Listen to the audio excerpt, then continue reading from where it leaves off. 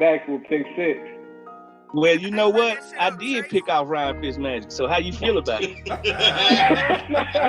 Hey, you around 18 I'm not years. surprised how long you've been in the league and so many teams. So I'm not surprised. Yeah. I picked him off, but I picked off a younger version of Ryan. This older version of Ryan actually is pretty damn good, and he can flat out play. Don't forget the guy got benched in Miami for winning too much. So that tells you a lot about him and where he's at. And he's in the top, hey, believe this or not, he's in the top 5, top 6 in QBR and completions in the last 3 years of his career. He's got better. It's like wine. He's getting better. But I got something that I feel, as much as I know Ryan is going to help us win and he's going to be that guy, you know, sometimes in football, it's all about the story. I feel a Kurt Warner type story happening with Tyler Heineke. I just feel if Ryan Fitzmagic missed just 1 or 2 games, he'll never get his job back again. I feel that Tyler Heineke would get in there and really become Kurt Warner of the Washington football team. Yes, the guy that comes out of nowhere that was bagging groceries that turns into a Hall of Famer. I gotta feel it. How does that OG title make you feel to know that you had made an imprint into this fan base and things like that? Oh, that's what it make you feel. Oh, you know, you used to look at the guys like B. Mitch and Doc Walker, you know, you Sonny Jurgensen's, and you be like, man, they played and they was a part of historic teams, and all of a sudden, you know, we didn't have any history. I think we brought a different energy to the city, and you know, just having the luxury of playing with Sean T and playing with Santana, myself, Marcus, Chris Samuel.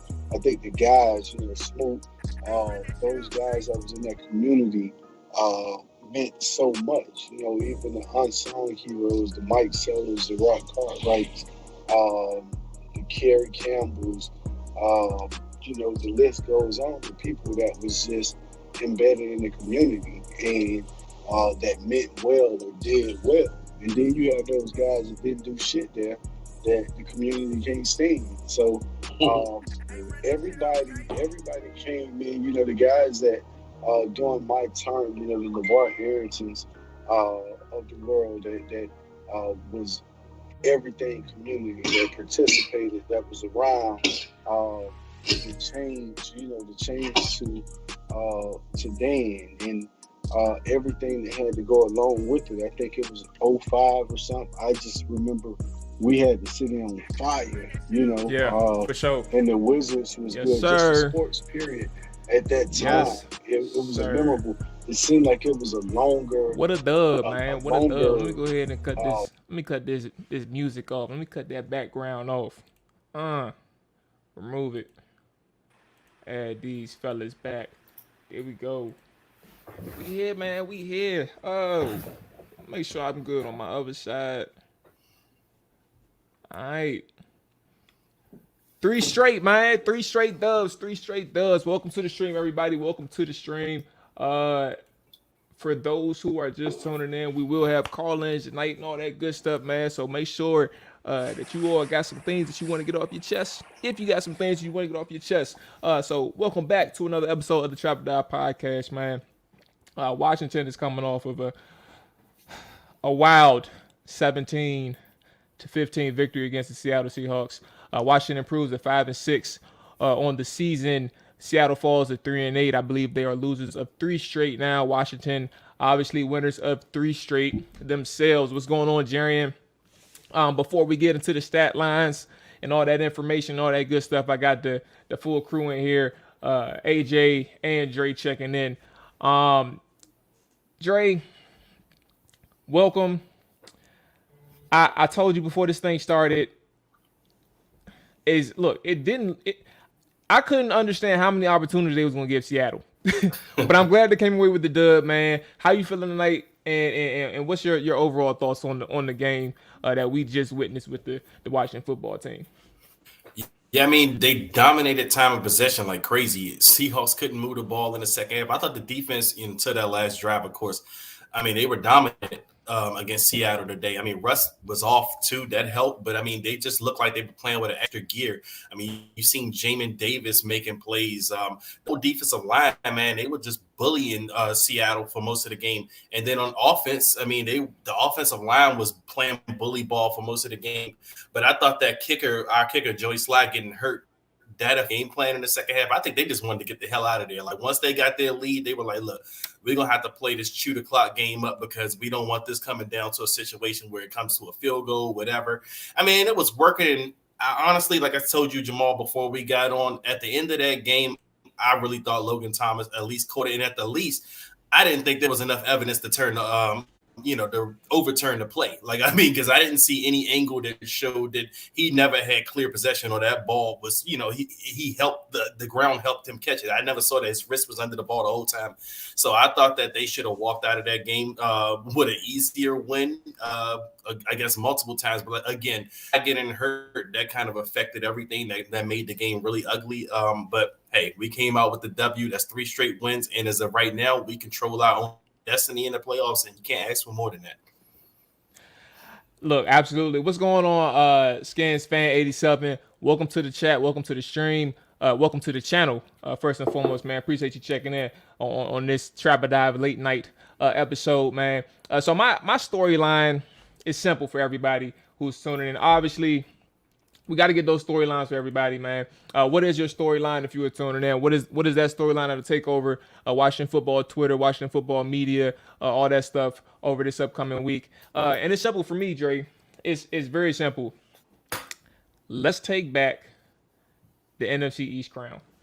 7th seed is in reach. We got back within the 7th seed. Washington did. 12 weeks into the season, there's still 6 games left. There's still 2 games left with the Dallas Cowboys, a team that is 2 games out, or Washington is 2 games out of them. So for me, let me see if AJ is straight now. Hold on, one second. Yeah, I'm good. All right, bet. Let me go ahead and add you back. What in the world is this? Okay, hold on. Oh, I got it. Never mind. All this stuff is too much. All right, there we go. So 2 games out for Washington of Dallas in first place. Obviously, with 2 games left and 2 games with Philly as well. There's much more opportunities in front of the Washington football team heading into the back end of the season. And obviously, let me get through these stats, and then I'm gonna hand it over to AJ to get his thoughts on the game as well. So let's get through the numbers. Taylor Heineke, 27-35 on the day, 223 yards, 1 touchdown, 1 pick, 1 sack on the day. Antonio Gibson continues to improve and increase his numbers, and it's kind of wild given the situation that he's had throughout this season. 29 carries, 111 yards. J.D. McKissick right behind him with 7 carries for 30 yards. Terry McLaurin, 4 receptions, 51 yards. DeAndre Carter, 4 receptions, 42 yards, and behind him is Antonio Gibson for 7 catches, 35 yards. And the leading tackler on the day was Landon Collins with 7 total tackles and a huge forced fumble. To be honest with you, that kind of helped these guys out in a big way. On the Seattle side, you had Russell Wilson, 20 for 31, 247 yards, 2 touchdowns, no interceptions, sacks twice. It's 2 times he was sacked for 14 yards. Russell Wilson was the leading rusher on the day. Seattle had 12 carries for 34 yards. Russell Wilson had 2 of those carries for 16 yards. And then Tyler Lockett, 3 receptions, 96 yards, was the leading receiver on the day for the Seattle Seahawks. Obviously, Bobby Wagner on that side is dominating in the stat sheet with 14 total tackles and 10 solo. When we speak about the time of possession and things like that, we talked about 27 first downs for Washington to Seattle's 10. 5 of 13. Both teams were terrible on third down. 5 of 13 for Washington, 4 of 12 for Seattle. 79 total plays for Washington, 45 Seattle. And then we go to time of possession. Seattle with just 18 minutes and 20 seconds. And then you have Washington dominating with 41 minutes and 40 seconds. So these are all the numbers. AJ, we hand it to you.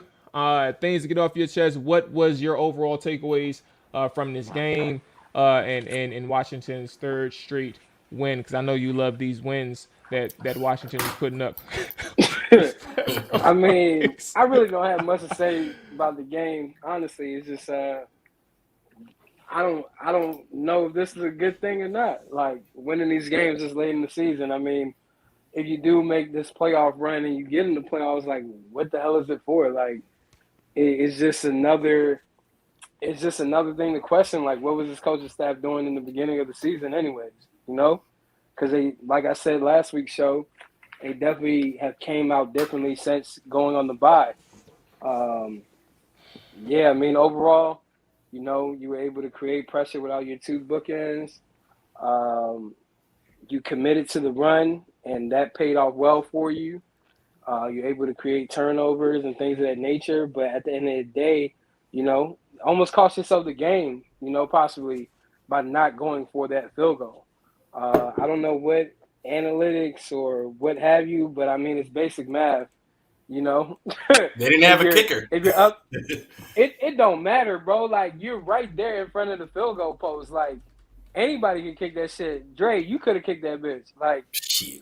I mean, now, I get the last one when they were inside like the 10, because they was just talking about it on the broadcast that he said like within like 30 something yards that Tressway was good. So they were within distance for the last time they went for it, but still, I'm not on blame. Because I mean, like, Tressway, even though he ain't a field goal kicker, but I mean, these kickers and punters have a lot of downtime during practice. He's definitely kicked some field goals in the span of his career, just fooling around. Like, you just want to put yourself in a better situation of being up 20-9 versus 17-9, where all they need is a field goal and a 2-point conversion. Because even on that 2-point conversion attempt, like, Russell could have ran that shit in, honestly. I don't know what he was doing, but he could have ran that in. And it's like you just put yourself in a bad predicament, but you ended up winning the game. But like I said, you're winning these games for what? Like, if you do get the 7th seed in the playoffs or, you know, the NFC berth again, like, what does it do? Like, it does nothing for this team. Like, you're now putting yourself in an even worse circumstance draft position-wise, and you still got to address this quarterback situation. But, you know, I guess that's what I'm here for, because I'm not about to act like this was like some big-time win. Of course, it's national TV. It's cool and all, but, I mean, you're winning games to do what? And then I just seen on Twitter, Ron Rivera's on the field yelling, going into the tunnel like, let's fucking go. Where the fuck are we going? Hey, let him have his moment, AJ. He won this one straight game. He's coming from a place. Hey, look, all right, so let's get into it. Let's first off, the game itself, man. When we talk about what's going on, Amani? Appreciate you checking in. Yeah, the kicker, the hamstring issue for him. He tried to chase down a guy who blocked his kick and damn near tore his goddamn hamstring apart. But when we talk about the win itself, what does it mean for Washington? It means a lot. It means a lot. And I think when we talk about culture and we talk about trying to establish something, losing only perpetuates what we've been talking about over the past 2 months, fellas. About 2 months. It's the things that we've been talking about, just how negative things have been. And it's not about trying to feel good, like from a morale standpoint, like from a fandom, like fandom morality and all that stuff. That's not what it's about. When you talk about this team who was among the league's worst, you're talking about the Lions, the Jets, you're talking about the Texans, all these teams, and you're trying to find ways to recoup because you know that you're better. You've been preaching to everybody that you're better than this, that you will turn things around, and things just weren't showing up on the field in the win and the loss column, and things start doing that. You beat Tampa Bay, Tom Brady, and a good defense. You beat Cam Newton and a good defense. And I'm going to say Cam Newton's name, even though I'm not that I wasn't that huge of a fan of him in terms of like his skill set. I wasn't that huge of a fan of him, but guess what? He was a popular name against people in the fan base. There were some people who said, I want Cam Newton to come out here and destroy Ron Rivera. I want him to put on a show against the Washington football team. So I'm gonna mention Cam Newton's name. They came out there and beat Cam Newton on the road in the Carolina Panthers, and then they come out against Seattle, a team who has pedigree in the Seattle Seahawks, and then Pete Carroll as well. They know how to win. Their backs up against the wall in the utmost fashion, and they come out here and outside of those last fucking 4 minutes, wild 4 minutes, they essentially dominate. They dominate the game. So when it comes to these things and having a rolling ball of momentum from a multitude of standpoints, executing on the offensive side of the ball, executing on the defensive side of the ball, the coaches are on point, the quarterback and the offensive coordinator is in sync. They know what they want from each other. You are going to produce and you're going to have yourself a season. Now, what does it mean for the quarterback? That's a conversation that'll be ongoing. That'll never stop until we find a resolution. That'll never stop. So I don't mind having that conversation. When we talk about having a season, like, this is what you need. You can always find a way to get your quarterback. And if you're ready to go all in, like Ron Rivera said over this past Friday interview over the radio, when you're ready to go all in, you will put those chips where they need to be. You will put those chips out there and say, you know what, I'll be willing to give you a first and second or a 2 firsts or whatever if I have to move up and get a drafted quarterback or a rookie quarterback, or I can make it a play for a veteran. They'll be willing to do it. So that's kind of where I'm at, man. I think these wins are important, and if you keep stacking them up, and if you can find a way to get yourself into the playoffs with a Taylor Heineke, you have a lot of positive discussions moving forward. I'm in the floor to somebody. No, definitely. Like I said, I know AJ. He wants the team to pretty much lose out or fire Ron Rivera regardless. But like I was telling AJ, before we got on, I mean, this is what you want him to do. I mean, I'll root for a tank if the team just showing no effort or no energy. But this team has won 3 straight games, and this is the second year in a row that Ron Rivera's team has gotten better in November. And that's something to be said. We're not used to that here as Washington fans, teams getting better late. We're used to either being just strictly bad or we're used to just kind of fading away. That's what was that, Jamal? Is we good? Yeah, we're good. I'm trying to fix this goddamn. I don't know why these comments showing up like that. That's why I'm like, the StreamYard stuff. I'm 4 or 5 episodes in, bro. Go ahead, keep going. Okay, yeah, no, I was just gonna say that this is good for Rivera because I mean, if he's out here losing these games, what gives you confidence that something's going to change next year? Because they're not going to fire Ron Rivera at the year 2. I mean, he has a 5-year contract. Jay Gruden damn near got 6 years. I mean, he got more than his 5 years that he signed up for. So they're going to give Ron Rivera's 5 years. So you want to see the team win games right now. You want to see them build momentum. And like I said, as of right now, we are holding the 7th spot. I mean, as it shook out this week, like as the tiebreakers shake out in the NFC, we are holding the last wild card spot.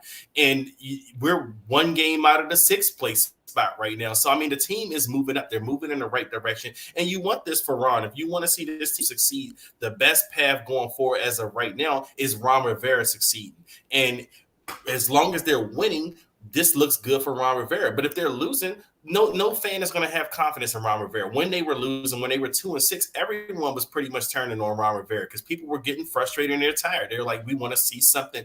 And that's what we're seeing. We're finally seeing something. We're seeing wins. We're seeing them string together a good stretch of games. So this is meaningful football. Like every fan wants to see meaningful football in November and December. And I, for one, I'm happy to see meaningful football right now.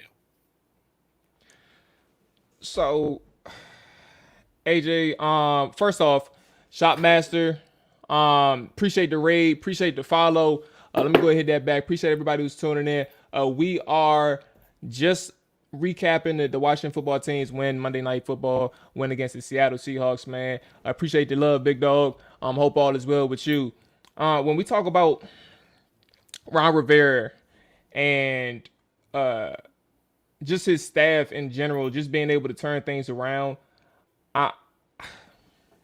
fellas, well, first off, I'm going to give AJ a chance to respond, but my question when it comes to the next part is just understanding when it comes to this coaching staff and the major turnaround that they had, how close do you all think that things were from like having substantial changes, like i.e., Jason Garrett getting fired in New York. Like, how close do you all think there was to substantial change? And I'm not saying things are done. Again, there's still 6 games left. There's still 6 games left. So we don't know what the end holds for Washington. But right now, as the wins continue to accumulate, it's more unlikely that things are going to go like just snowball in the worst way for Washington. Yeah, I mean, I don't see any changes happening because at the end of the day, these are, Ron's guys.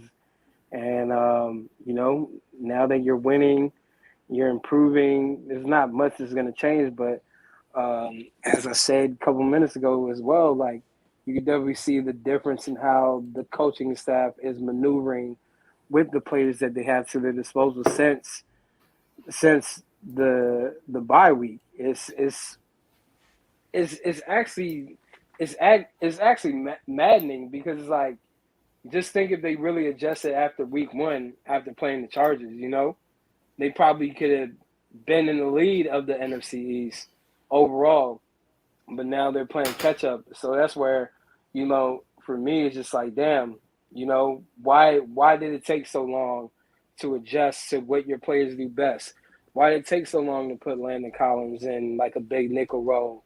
Why did it take so long for Scott Turner to really get Taylor Heineke to be more comfortable with the plays that's being called and connecting on that aspect, especially when you guys have a rapport with one another, whether it be in Carolina or even in the offseason, just dealing with each other in general. So, it's a lot of things that you have to question with what's going on, even with these W's that they're putting together.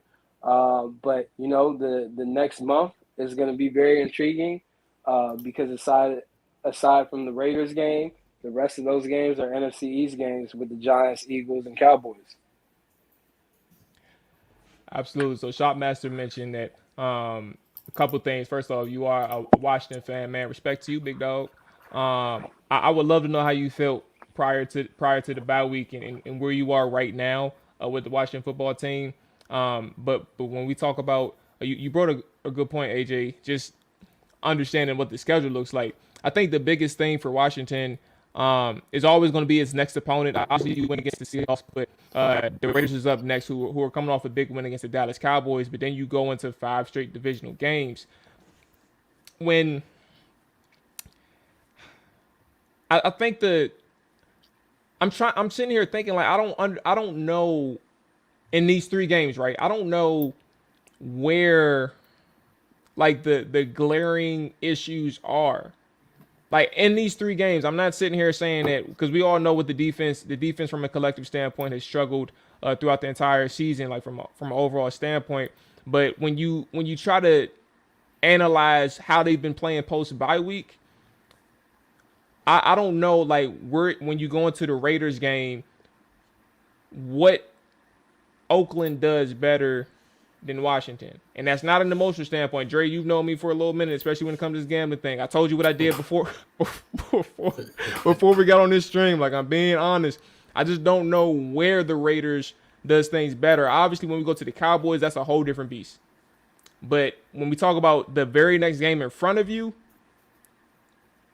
I'm looking forward to it because I want to see if we can continue to beat up or win against teams who are perceivably at the same level as us or a lower tier than us.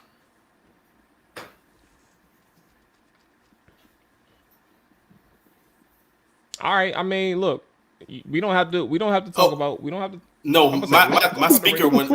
My speaker went out. What you say? My speaker went out. Oh no, you good. So I was basically, and I could streamline it now that I didn't got it out. Yeah. I was basically saying that I understand that we all understand that the divisional games, like AJ mentioned, are very important. You have 5 straight divisional games, but obviously for Washington, the next and most important game is always the one right in front of them, and that's the Vegas Raiders. And understanding how they've been playing outside of the bye week or right after the bye week, I don't know where the glaring weaknesses are for the Washington football team because they're clicking on all cylinders on both sides of the ball.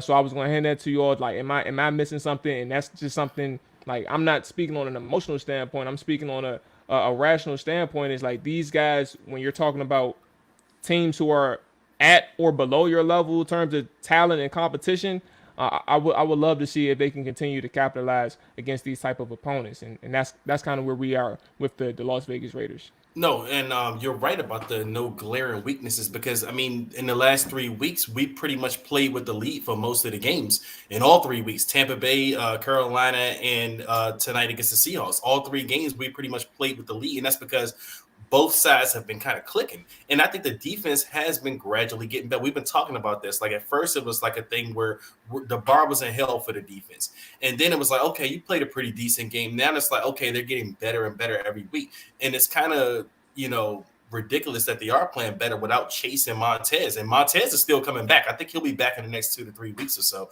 But that'll be a welcome addition. But like I said, everyone's starting to do their job now. I think that was the key on defense. I mean, you still see some blown coverages. Like that last touchdown should have never happened. And there was the Tyler Lockett deep balls all night. And those are probably still some of the weaknesses that you're going to see right now with this team. Like they're still giving up those blown coverages that they were giving up early in the season. And for my opinion, I guess I don't know about the last one. I got to look at that play again. But the earlier plays, I thought Bobby McCain, he just missed those. He missed Tyler. I mean, his angles weren't pretty good on those Tyler Lockett deep balls. So those are some issues, you got to work out. But overall, the defense, I think they played pretty much lights out all night until the end of the game. It's kind of hard to hold Russell Wilson, even though he's not playing up to his capabilities. It's kind of hard to hold him to 9 points all game. So you knew at some point they were going to probably try to make a run, and they did at the end of the game, which was unfortunate. But like you said, there's really no glaring weaknesses. Maybe something on the offense that you got to watch out for. We keep getting injuries. Now we have Wes Schweitzer, our third center. We're down to our fourth center. Yes, we're down to Keith Ishmael. So now we're going to see if Keith Ishmael was worth the draft pick that we spent on him last year. I think he was a 5th-round draft pick last year. I didn't think he did bad. I thought Cornelius Lucas had a pretty bad game today. Outside of what he's been normally doing, he's been pretty solid. But tonight, I thought he was bad. He gave up the sack, and he also had a huge false start penalty that stalled one of the drives. But the offense moves the ball, man. If I had one complaint on the offense, is that we don't really convert the big plays, but they are getting those long drives, and they're doing it all game. I mean, how many plays did we run tonight, Jamal? Was it 79 plays? Yeah, I think we ran 79. Yeah, we ran 79 plays today, and I mean that's a hell of a lot of plays. We were on the field a lot on offense, and that's an offense that's controlling the game. You would like to see more points, but like I said, I also think that our kicker being hurt in the second half, I think that affected a lot of the play calling. It felt like they just wanted to, eat up clock and get out of there. But this is like a key thing going forward. I think we are controlling games, and we're gonna be a tough out for any team going forward, and that's great to see going into these divisional games. So here's one thing right quick when we talk about blown coverages, because Shopmaster and Dre, you mentioned it as well. First off, there was a question from it was from Amani, so I'm going to ask it after this. But you all have both mentioned obviously the blown coverages, and I agree. The first one to Tyler Lockett was just that was kind of inexcusable in a sense of a miscommunication thing. But I think one of the things, the second part to this, when Tyler or whoever it was that scored that touchdown at the end of the game was DeShazier Everett, I had no idea what he was doing. I mean, they broke it down well in the actual if you were watching the game, they broke it down well in terms of his coverage responsibilities. When he has that open space right there, he wasn't supposed to sit in the middle of the field. He's supposed to ride that receiver or tight end. I don't know who it was. I don't even remember. I didn't care. But he was supposed to ride that receiver until just deep. Just keep riding him to the end zone, wherever his route is taking him. But he stayed in the middle of the field and essentially left that open man like butt naked. So I think there's a nuance to it.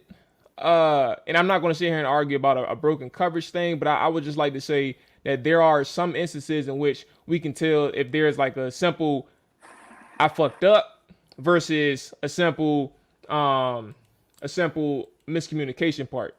And I think Everett on that last play fucked up. Like that's what I think we saw. If I'm talking about specifics, but when we talk about questions and stuff like that, Amani asked us, Dre, and I would show it. Matter of fact, I think I could show it now. I'll put it right here. Hold on, because there we go. Boom, it's working out with the 3 thing. But he had asked us if the defense is playing better without Sweat and Chase. Just a genuine question. So I'm gonna hand that over to you, Dre, and see what you got to say. I hate to have to answer that question because I mean, Sweat. One thing we are missing with Sweat and Chase, we're missing the game-breaking ability that they have, and we know that both of those guys can really wreck an offensive line on the edge. But I mean, they weren't having the best seasons; they weren't doing half of what we kind of expected them to do. But something I have been noticing with this squad, especially the defensive line, I was watching them in particular tonight, was they all did their job. I think I'm pretty sure the game plan was keep contained, like keep Russ in the pocket. Don't let, stay on the edges, keep contained. Don't let him get outside. And they did a hell of a job tonight. And you got guys like James Smith-Williams and Casey Toohill who are, they're not trying to win a game on one play. They're going to go out and do their job. So that's key, especially when you got guys like John Allen and Ioannidis. They're killing it in the middle, and Deron Payne. So, and then my boy Shaka Toney, he made a couple of plays tonight. He had a hell of a pursuit play on Russell Wilson. He also got a sack in the game. So, I mean, like I said, I think it's just guys doing their job. But I hate to kind of rag on it as if we're doing this because Chasing Montez isn't playing. I don't think that's the case. I just think guys are stepping up and they're doing what they're supposed to do. Whereas you're getting that, but you're probably also missing some of those game-breaking plays that Chase and Montez are known to do. AJ, I'm gonna hand it to you because I don't know if you was here for the question, but Amani had asked us, do you think that we are playing better? I don't want to butcher his question. I probably would have put a little different tone to it. He said, "Is the defense playing better without Sweat and Chase?" Absolutely not. I think you can't look at the physical attributes that Chase and Montez have and say that a defense is better without those two at your bookends. Is more so the coaches are calling the game better and scheming better for opposing teams since the bye. It is what it is, Like, would you rather have Shaka Toney or Toohill or James Smith-Williams over Montez Sweat or Chase Young? Hell no. It's more so just the scheme is being drawn up differently. They're not playing as much zone. It's more press man coverage. It's a mixture of so many different combinations of things that they're asking the linebackers to do, even the D linemen. It's kind of like everything defensively has changed from earlier in the season to now since the bye. And that is why they're also, racking up these wins as well. So I just think that some of these fans need to be careful with saying, like, damn, we're playing better without Chase Young and Montez Sweat. Some people are even tweeting, maybe we can move on without them. We're creating pressure, whatever. But it's like you really have to look at the bigger picture from a scheme standpoint, the way that the game is being called on the defense side of the ball. Jack Del Rio, after the bye and before the bye, it's night and day. But I also want to speak on this too. Landon Collins, that position change has really kind of changed his defense. I mean, Landon Collins is actually making plays all over the damn field now. I mean, since that changed to whatever you want to call him, whether he's a linebacker, whether he's an in-the-box safety, he's making plays all over the field now. And I think that's huge because that's what's been missing on this defense is middle of the field play by linebackers or, like you said, whatever you want to call Landon Collins. But like I said, he's blitzing more. He's getting to the quarterback. He's making plays on the running backs in the back of the field, in the backfield. But like I said, Landon Collins, I think his play has really kind of changed his defense. And you can kind of put that on coaching for not making that change earlier. I mean, you definitely could put that on coaching. But either way, I think Landon Collins has changed his defense a lot. Yeah, and that's like where I get back to from a scheme standpoint. You pay this guy all this money to be a box safety. He comes here, and during two head coaches' tenures, they're forcing him to be something he's not. Under Jay Gruden and even Ron's year and a half as being a coach here, they would force him to do something that he's not. Now he's playing in the box. He's essentially your best linebacker because he's outplaying Cole Holcomb. He's outplaying Jamin Davis. and he's outplaying Hudson or whoever else is going to line up over there. You feel me? So it's like, from a scheme standpoint, you're now using him as a blitzer. You're letting him play closer to the ball. That is what he's always been best at, from his time in Alabama to in the league, what led you to even signing him to your team. So it's overall just scheme. Like, I don't watch all 22 of a lot of games. Like, maybe I might break down some film here and there with like a client if I'm at their crib. But just being a fan of this team and watching the games, you could definitely see the different zones and coverages being called, press man, more blitzing is happening, different gap assignments is helping, guys like John Allen, Deron Payne, and even discussions that I've had with guys on the team just in general, it's night and day. I'm smiling because I'm still going to sit on it. I'm not going to gloat no time soon. But I had this thing I'm gonna tell you, and I'm tell people who are listening and watching. I had this thing back around the Packers game. I told people, man, there was a ton of people who were upset at Landon Collins because he, quote unquote, or perceivably sucked at linebacker. I'm like, do you realize that he's only been playing in his new role? I'm not going to say his new position, but his new role for like 2 games. He needed time to understand everything that they were asking him to do. He needed time to mentally accept it, and then he needed time to figure out how he was going to get back to being the comfortable playmaking Landon Collins that he needed to be. And I'm just glad that, not for me being right, because it wasn't about me. It's just more so understanding that Landon was a playmaker. Like, we've seen an all-pro Landon Collins before. We never seen it in Washington, but we've seen an all-pro Landon Collins before. And for Washington to get a glimpse of what Landon could be in a role that he's accepted and he's able to make the best out of a situation where he claims he doesn't really want to be in, then that's what's promising, because you kind of hope, or you want to see like how far you can take this in terms of the defensive side of the football. Like, how much better can things get for Landon? How much better can the relationship be for Landon and Washington moving forward? And we'll see where we go. 2 things before we get up out of here was a comment about Jonathan Allen, who continues. Shopmaster mentioned that he's been balling out since the bye week, and Jonathan Allen continues to dominate. I think he's in the midst of an All-Pro year. And then you can comment on both. So that was the first thing. The second thing was Antonio Gibson, understanding where he was in the Carolina game, 5 fumbles on the year. But even still, after the bye week, he's had his best numbers collectively, like in a consecutive year or consecutive games throughout this entire season. So he had 64 against Tampa, 95 against Carolina, and then 111 against the Seattle Seahawks. Antonio Gibson, Jonathan Allen, or anything else that you all would like to touch on before we get up out of here. But those 2 are some key names that come to mind in the transformation of this team.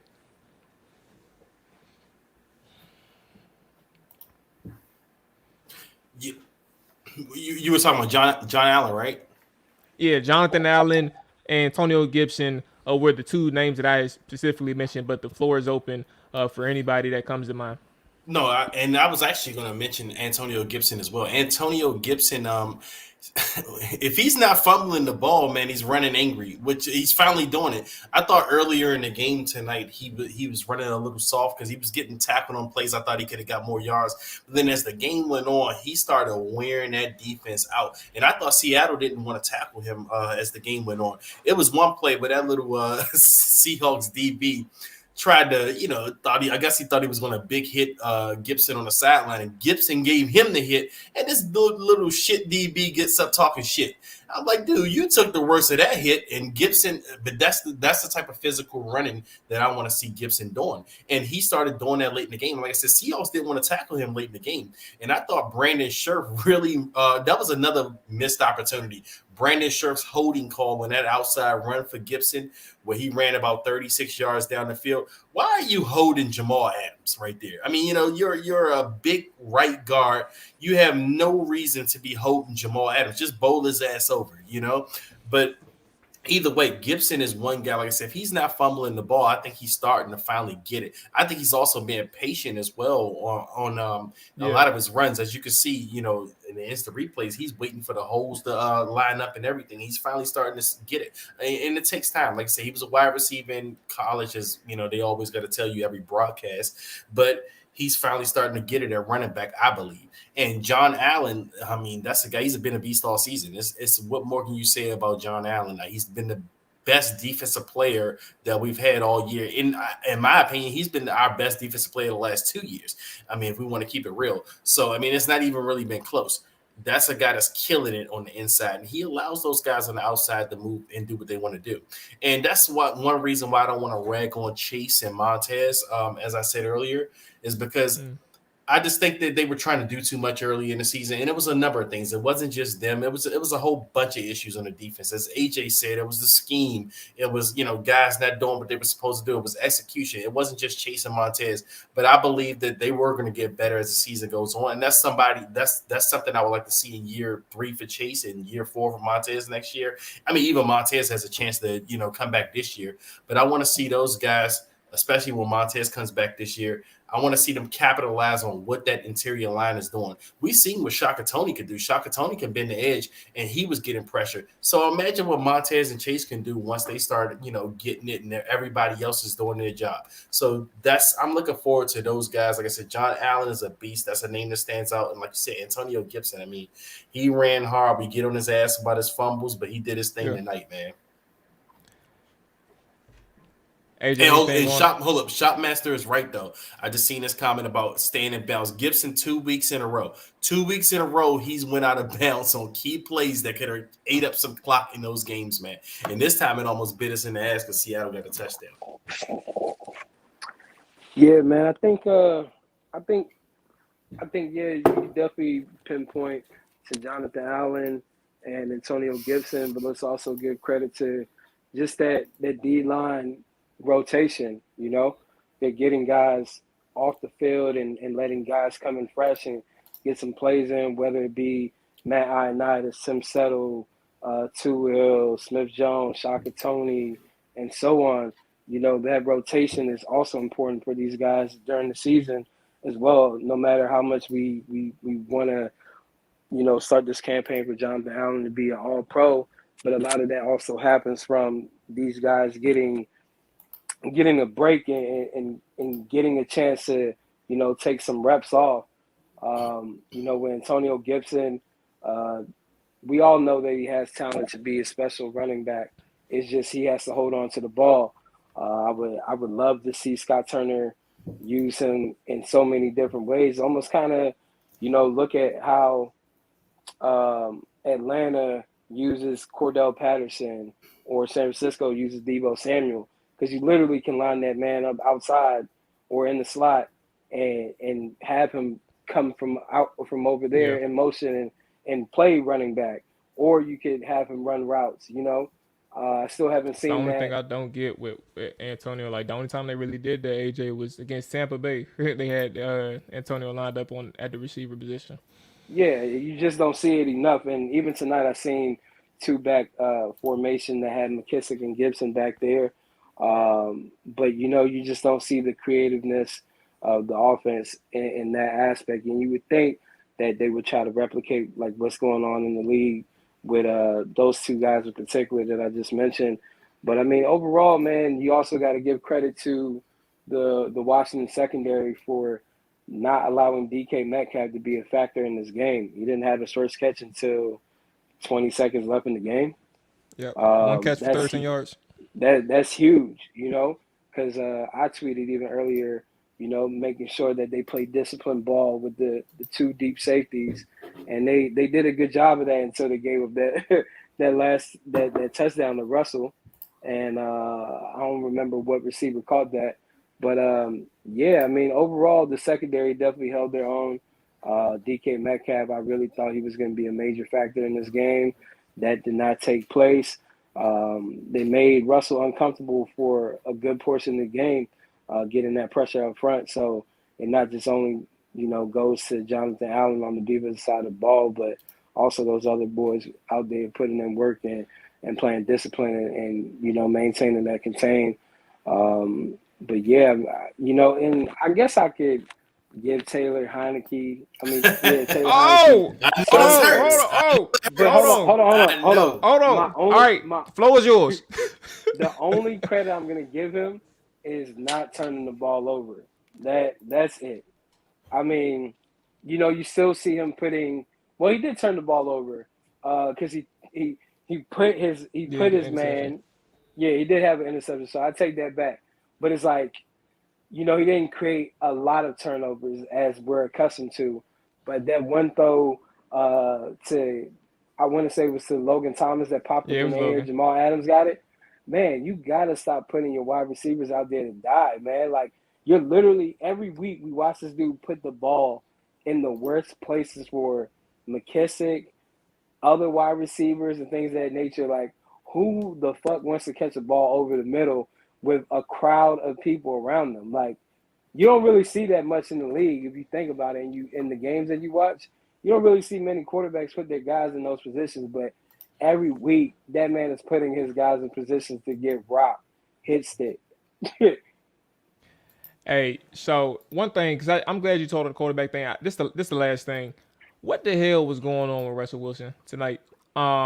Just from an overall standpoint, just a competitor standpoint, that man was sailing 3-yard passes. This is what Mookie told us on the goddamn show, the preview show. But just to see it live, the man is sailing 3-yard passes, simple slants, curls in front of him, flare outs with the running backs. He's sailing them all. I don't understand what I'm looking at, and I don't. If they say he's healthy, then okay, sure. But Mookie's saying that this has been going on for years. Like, man, he's been sailing the simple throws for years. Man, I think with the Russell situation, man, we're gonna see it all unfold here real quick, because like we touched on with Mookie, man, they don't draft well. They're in a position where the only real asset that they have is Russell Wilson. A lot of these coaches are moving in college football for bigger jobs. Pete Carroll's name is definitely going to get mentioned more. I think Russell Wilson Russell Wilson hasn't been comfortable with the offense that he's had for a very long time, and they're just not creative enough for him. They don't move him around enough. He's a smaller guy sitting in that pocket, man, at being 5'10", 5'11". It's kind of hard to do. Like, and then you also have that finger injury. So it adds on to whatever imperfections you already have. But it's like, if you think about it, that offense has never really had like a consistent run game. They don't really use Russell creatively like how other guys are being used across the league with similar skill set. I just think it's time for a divorce, Maybe tonight's game was an audition for Russell Wilson to see how Washington is as a fan base and what they bring to the table on the other side of the ball. Maybe he gets interested. I don't know, but you definitely see signs of a divorce coming in Seattle, because like the offensive play calling for Russell was not up to par. And I mean, you got a guy like DK Metcalf, man. You can't get that man one catch until 20 seconds remain in the game. There's a problem locked up. Nah, that man was not getting locked up. Put the seatbelts on that fool. If anybody was locking him up, it was his offensive coordinator. Because there's no way that you can't create something. I mean, damn, couldn't even run a wide receiver screen for Metcalf. Look, it's weird, bro. Like, that whole situation is weird. That coordinator of theirs is essentially new, and he's not meshing well with that offense, that personnel, and it sucks. Because Metcalf he's a talent, and I think, if I'm not mistaken, too, I don't care to look. I'm not even about to look, but his numbers haven't been as good the past few games either. So it's only really been Tyler Lockett getting off from the receiver position. So them guys are. Put it this way, I'm glad that's not our problem. We find ways to get the ball to Terry McLaurin. I'm cool with that, but I'm glad that's not our problem. Yeah. And It was good to have Logan Thomas back, even though, like I said, I thought that was a catch, man. Like I was getting ready to fire up a tweet that said, You thought "That's it why was a you catch? missed Logan Thomas." I thought it was a catch. Well, at the very least, AJ, I didn't think they had enough evidence to overturn it. If they called it a Yeah, catch that's on what the I field, thought. I That's thought why that they could have I kept Yeah, it. that's what I thought. Yeah. I didn't believe it was a catch, but like video wise, it's like, man, you really can't see that much. But it's like you would think if you made the call touchdown on the field, you didn't see enough to say like, damn, we got to overturn this. Like Right. it should definitely like rolled all over the ground or something. But yeah, that was surprising. But I didn't think it was a catch. Yeah. But either way, I'm glad to have him back, and hopefully we get more Curtis Samuel on the field. I know AJ was asking about him earlier, but he played 12 to 15 plays like they said he would. He was on a strict snap count, but hopefully going forward, man, he could play more because he did look pretty good on his little reverse run that he had. I think he had another play where he got the ball, but either way, I mean, he looked like somebody that can add something to this offense, and we need that. And Logan is a big target in the red zone, and we need that. And then Ricky Seals-Jones, when he comes back, you can run a 2 tight end set. So, I mean, I think there's something to look forward to going forward. We have meaningful football in December. I think every Washington fan should at least be happy with that. Meaningful football. You don't want to see meaningful football in December, look, AJ? What do you want to see? Dre, AJ is back behind that camera smiling, bro. He's filled with joy. I'm not smiling, bro. It's just yeah, man. I'm just thinking long term, just like, yo, this is the worst thing that could be happening to the team right now is winning games and piling them up. But maybe that all changes starting next week. Well, look, let's see how this thing turns out. This is I like this storyline because I was with AJ before the bye week. Yeah, I think we all were, but yeah, I would say we all were. But the way they're playing is just hard to really deny the effort and the product that they're putting on the field. So I get where AJ's at. I think AJ's just a little slow I think he's a little stubborn right now. I ain't gonna lie to you. I think he AJ don't like Ron Rivera, so yeah. I think he's in that boat where he understands what he's seeing, but he doesn't believe it just yet. So it's gonna take a lot for AJ to change his mind. Am I wrong with that? I guess where I'm at with it is because we heard, when you would read back the transcripts of like these press conferences with Ron and like the false narrative of like the fact that we made it to the playoffs last year is kind of like sending a message to the fans that we aren't rebuilding, that we are already there. And it's like when you have your coach like going off the field and yelling, let's fucking go, and we losing all these damn games and won 3 games since the bye, and now going into December, it's like, bro, what the fuck is it? Like, are we rebuilding or are we really trying to just get in the playoffs and it just looks good on your resume as a Washington head football coach? You'd have been to the playoffs 2 back-to-back years.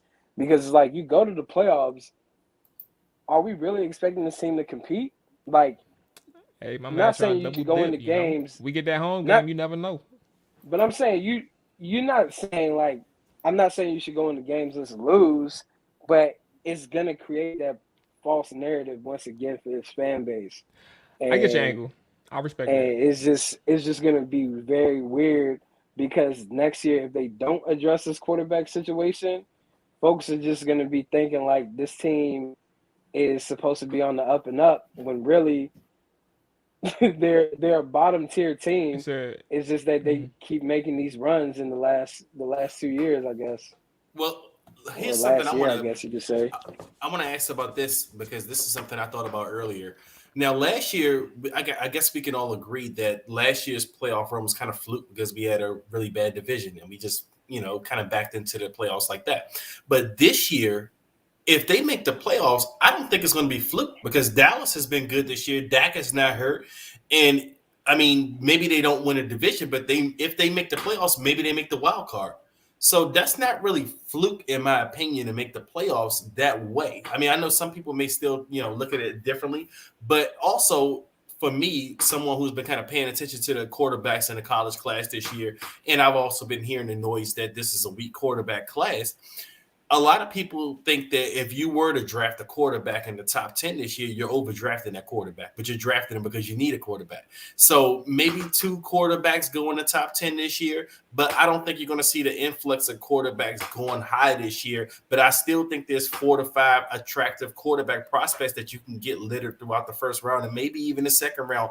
And I don't think it's a significant talent drop in like 1 through 5 of these quarterbacks this year. So if Washington does like one of these guys, they can pick a guy probably wherever they're going to pick in the first round if they really like one of those guys. Hey Jerry, thank him. Put that man Heineke out there, boy. You know what I'm saying? Go ahead, keep Okay. Go ahead. Look, Taylor Heineke, keep on hooping, Brad. Because what we're gonna do, we're gonna put you in trade bait. You know what I'm saying? We're gonna put your name out there. We're gonna see if we can flip you for a little Deshaun Watson or a little Aaron Rodgers or something like that. Yeah, I mean, you know, we gotta add more to it. I'm just saying that's your compensation. You know what I'm saying? You give up Aaron, you give up Deshaun, but I mean, at least you got Taylor for like a year or two. See where that takes you. But nah, I'm in that. I'm not even going to add too much to it. I understand both angles. AJ's in that boat where it's like that's my cause for concern. Or when you talk about these things, it's like you're elated with what you got going on right now, and then obviously you have to take care of the bigger picture as well. Like you have to make sure that you don't revert back to what has been the normal cycle in Washington. And then obviously with Dre's point, understanding that this is I don't like using the term weak. And it's not you, it's just the fact that people say that so much. And it's like, well, if everybody keeps saying it's weak, there's no way in hell that there's not going to be a quarterback or maybe 2 quarterbacks that come out that's going to end up being a top tier quarterback in the NFL. So like with that, I understand that you're going to have opportunities for quarterbacks throughout the first round and from the teens, from the top 10, and then from the back end, 20s and higher. So we'll see where it takes us, man. There's plenty of time, and I think we need to continue these quarterback conversations each and every week. That's the same case with Taylor Heineke. He is on a week-by-week basis with Washington, and he should be with the fan base as well until we have a finite conclusion or opinion on that man. Hold up. Before we get off here, I just read something that was really funny to me. But Ben Standing just posted that Landon Collins says he's still not thrilled about the position switch, but he's happy that he's helping his team make plays and win games. What is with that? Look. Come on, Landon. Like, I mean, I get it. You got it from Landon's standpoint, right? It's like you might be getting released next year, right? So It's like when you get back into this free agency market, it's like, where are you going to be valued at? Are you going to be valued as a linebacker, or are you going to be valued as a safety? And if you're not really given the title of strong safety that's playing in the box, but you're playing the big nickel, it's like, how do I get my next check? That's what he's looking at. He's looking at it from that standpoint. He's not looking at it from the standpoint of like, you know, where we see it as fans. He's just like, how am I going to get my next check, and how is that going to look? But to that point, AJ, if he stayed a safety, he wouldn't be getting a big-time paycheck next year. You know what I'm saying? No one was going to pay him big time as a safety, even if he got released. I mean, the crazy thing is I don't think he would get the money that he's getting now, but teams value him differently in the open market, because smart coaches would put him at box safety from the jump. They wouldn't ask that man to be playing deep halves, you feel me? As if he's Ed Reed. But now with doing this and succeeding at it, it's like it may fuck up his value long term. Yeah, like it just messes up his value. That's where Landon is thinking about it. Like he's always been a leader, team player, all of that. But the more that he keeps balling at this, the more that the narrative in Washington and the media and all of the fan base is going to be looking at him as a linebacker. They're not going to relate him to being a safety, and he just knows that. That's why he's going to give off those type of answers. And we also got to factor in, like, Landon played in the New York market, so he knows what he's doing through the media. He knows exactly what he's doing. I ain't gonna lie to you. Yeah, he knows this is last year here. Yeah, he knows it's his last year, so he's just trying to set up. He's just trying to set up everything for next year. Make sure, Yeah. hey man, I want y'all to know straight up, I ain't with that linebacker shit. Because at the end of the day, I weigh 215. I am not trying to take on these blocks full time. I'm trying to be able to play my kids after I'm done playing football. So I want y'all to still see me as a strong safety. Let me go about my way.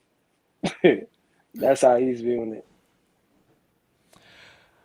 All right, y'all. So look, schedule wise, this is about to wraps it up for this episode of the Late Night Trap Dive podcast. Man, appreciate everybody who tuned in. Appreciate the raid again, Shotmaster on Twitch. And appreciate everybody who tuned in through the chat as well. Schedule. We are not here tomorrow. This is going to make up for today and tomorrow. And then we'll be back on the All 32 side this upcoming Wednesday. And then Thursday, we are back previewing Washington football and the Las Vegas Raiders. So with that being said, look, if you're still up, you know what I'm saying, have yourself a celebratory drink. You know, I struggle with the pronunciation sometimes. Have yourself a celebratory smoke, whatever you want to do. You know what I'm saying? It's all on you. Celebratory. You know? What is there to celebrate? Celebratory. Look, there's people out here, AJ, who are smiling just like you behind that camera that has a lot of things that they want to do before they go to sleep tonight. So do what you got to do to celebrate. You know what I'm saying? Look, it's playoffs here. We coming back for the NFC East. There's a conversation to be had, and I'm looking forward to seeing how everything plays out. As are a lot of people who are listening and watching. So with that being said, the fellas are gone. I'm back Wednesday, and then we will be back together Thursday as well, previewing Washington and Raiders. So that being said, we out here. Y'all be safe, and all that good stuff. Peace. Yes, sir. Oh yeah, Amani, talk to me. Talk to me, Amani.